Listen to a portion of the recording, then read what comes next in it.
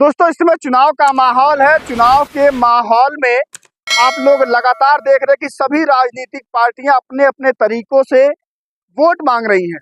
वो तरीका क्या है आप जानते हैं। एक तरफ जहां बीजेपी 400 के नारे की बात लगातार कर रही है कि 400 पार, 10 साल की काम की बदौलत 400 पार लगातार वो लोग बोल रहे हैं, वहीं विपक्ष लगातार इस बात की बात कर रहा है कि संविधान और आरक्षण को लेकर के खतरा है। वो कहते हैं कि बीजेपी 400 पार इसलिए मांग रही है सीटें कि संविधान में बदलाव करेगी, आरक्षण को खत्म करेगी। ऐसा विपक्ष के तमाम नेता बड़े बड़े मंचों से कहते हुए आपको दिखाई दिए होंगे। वहीं बीजेपी अब लगातार कह रही है कि हम ऐसा कुछ भी नहीं करेंगे। लेकिन बीजेपी वोट मांगने के नाम पर कौन से मुद्दों का इस्तेमाल करती है वो देखने वाली बात होती है। बीजेपी वोट मांगती है पाकिस्तान के नाम पर, पाकिस्तान का डर दिखा करके, हिंदुत्व के नाम पर, राम मंदिर के नाम पर, काशी मथुरा के नाम पर। ये उसके वोट मांगने के तरीके होते हैं। वो कहते हैं कि राम मंदिर जिसने बनवाया उसको वोट दो। राम मंदिर सुप्रीम कोर्ट के फैसले से बना है, आप लोग जानते हैं। तो क्या सुप्रीम कोर्ट चुनाव लड़ रहा है क्या कि उसको वोट दिया जाए? ये बीजेपी के मुद्दे हैं।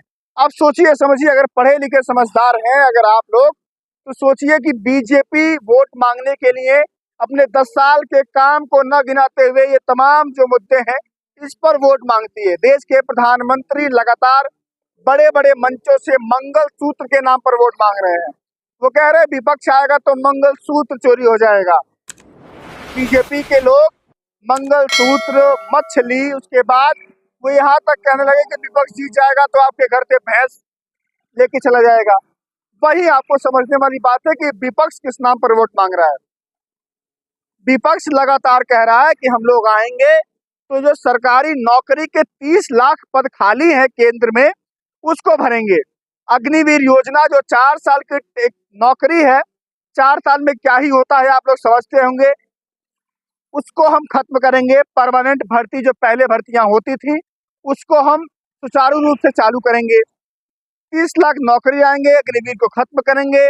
महिलाओं को कांग्रेस लगातार कह रही है कि महिलाओं को 1 लाख रुपए सालाना आएगा, जो गरीब महिलाएं हैं सिलाई मशीन आएगा, रोजगार के साधन आएंगे। उसके बाद से सबसे बड़ी बात यह है कि जातिगत जनगणना होगा इस देश में। इस देश में पशु पक्षियों की सबकी गिनती हो जाती है, पेड़ों की गिनती हो जाती है, गायों की गिनती हो जा रही है। अब देखे होंगे आसपास की गायों के कानों में, जानवरों के कानों में वो स्टेपलर करके वो लगा होता है प्लास्टिक का, वो गिनती हो गई है उनकी। तो क्या इंसानों में खासतौर से ओबीसी समुदाय की गिनती नहीं होनी चाहिए क्या? क्या उनको हक नहीं मिलना चाहिएगा? जितना उनकी संख्या है, जिसकी जितनी संख्या है उसके हिसाब से उसकी हिस्सेदारी, भागीदारी तय कब होगी? बीजेपी इस मुद्दे से क्यों पीछे भाग रही है? जबकि राजनाथ सिंह ने कहा था, वहीं गोपीनाथ मुंडे जो अब स्वर्गवासी हो चुके हैं, बीजेपी के नेता महाराष्ट्र के, वो भी कहते थे कि जातिगत जनगणना होनी चाहिए इस देश में।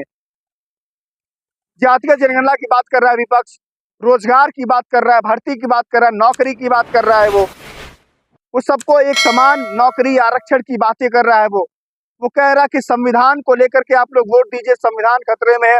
आरक्षण जो हमारी लड़ाई है उसको लेकर के लगातार वो वोट मांग रहे हैं। वो लोग हिंदू मुस्लिम जात पात इस पर वोट नहीं मांग रहे हैं। वो लोग संविधान की बात कर रहे हैं, आरक्षण की बात कर रहे हैं, नौकरी की बात कर रहे हैं। आप लोगों को समझना होगा कि 4 चरण के चुनाव हो चुके हैं। 4 चरण में आपने देखा कि क्या हालात बन चुके हैं। राहुल गांधी ने यहाँ तक कह दिया था कि पहले चरण में मछली, फिर मंगलसूत्र, उसके बाद हिंदू मुस्लिम करने के बाद मोदी जी देशवासियों के सामने रो सकते हैं।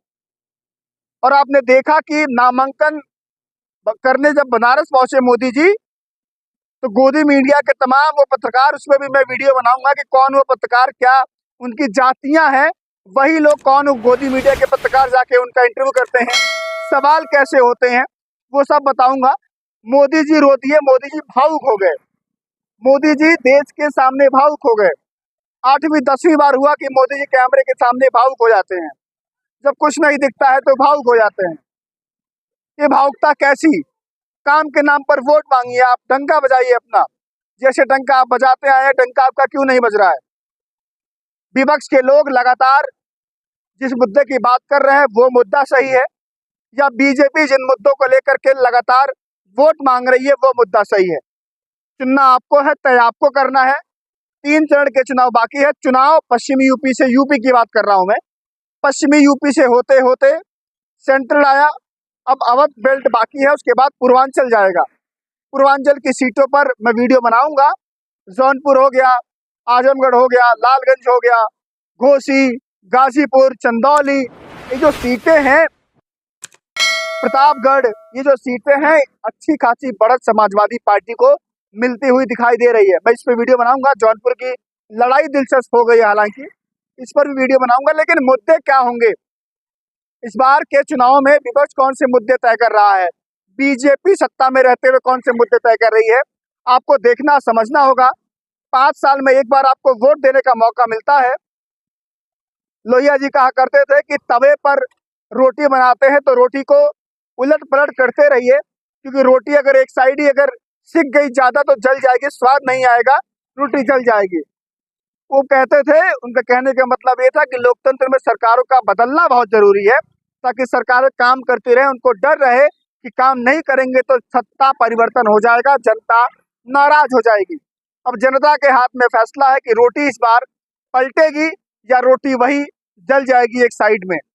देखते हैं बीजेपी इस बार तीसरी बार आती है, क्या दिल्ली में परिवर्तन होगा, सत्ता का परिवर्तन होगा, इंडिया अलायंस की सरकार बनती है, ये देखने वाली बात होगी। बाकी आप लोग अपने वोट का इस्तेमाल जरूर कीजिएगा और सही समय पर जाकर के सही बटन दबाइएगा जो आपके हक, अधिकार, नौकरी, शिक्षा, संविधान की बात करता हो।